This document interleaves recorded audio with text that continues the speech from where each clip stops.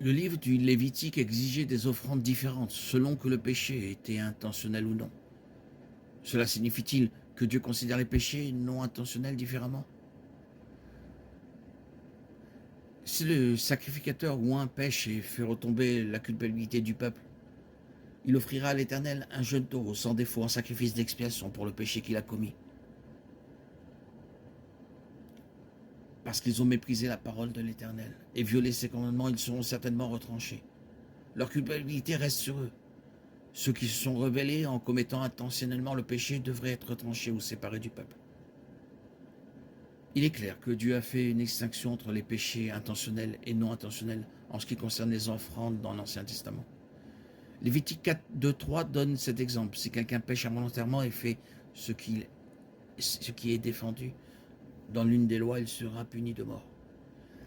L'idée du péché involontaire dans Lévitique 4 est liée au péché, par égarement ou par accident. Dans ces cas, une offrande pouvait être faite. Cependant, il n'y avait pas d'offrande disponible pour les personnes qui péchaient intentionnellement. Nombre 15, 30, 31 déclare « Quiconque pêche par défi blasphème contre Dieu ». Bien qu'il y ait une distinction entre les conséquences des péchés intentionnels et involontaires dans l'Ancien Testament, la Bible est claire. Tous ont péché et sont privés de la gloire de Dieu. Romains 3, 23.